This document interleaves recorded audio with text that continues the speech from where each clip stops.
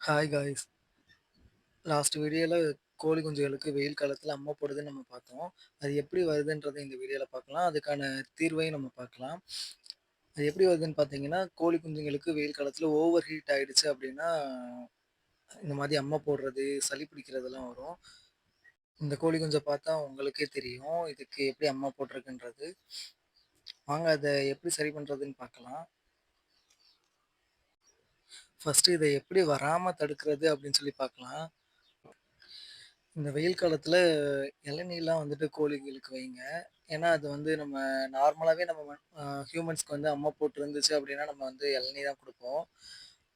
அந்த இளநீ வாட்டர குடுத்துட்டு, அதுக்கப்புறம் அந்த தேங்காவ மட்டும் நீங்க கீழ வச்சுட்டீங்கன்னா, அதுவே சாப்பிட்டுருங்க.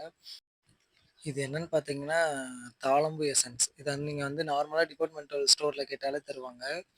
இது பார்த்தீங்கன்னா, டைரக்ட்டா குடுக்கக்கூடாது.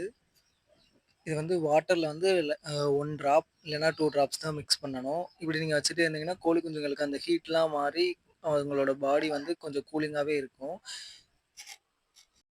இந்த தாழம்பு எசன்ஸ் வந்து ஹியூமன்ஸ்க்கும் யூஸ் பண்றாங்க. அதுக்கப்புறம் கோழி குஞ்சுங்களுக்கு அம்மா வந்துடுச்சு. அது எப்படி தடுக்குறதுன்னு பார்த்தீங்கன்னா, கொஞ்சமா மஞ்சள் தூள் எடுத்துக்கோங்க. அது விரலி மஞ்சளா இருந்து அத நீங்க இடிச்சு எடுத்துக்கிட்டீங்கன்னா ரொம்ப நல்லது. அதோட ரோஸ் வாட்டர் கொஞ்சம் அப்ளை பண்ணி, அத நீங்க வந்து கோழி குஞ்சுங்களுக்கு எங்கெங்கலாம் அம்மா போட்டுருக்கோ, அங்கெல்லாம் நீங்க தடவி விட்டுருங்க. இந்த மாரி டெய்லி தடவி விட்டுட்டே வாங்க ஒரு 2, 3 நாளைக்கு. புண்ணெல்லாம் காஞ்சா அம்மா சரியாயிடும். முடிஞ்ச வரை எலக்ட்ரோலைட்டு, குளுக்கோஸ்லாம் தண்ணீல கலந்து குடுங்க. அடுத்து ஒரு வீடியோல பார்க்கலாம். பாய்.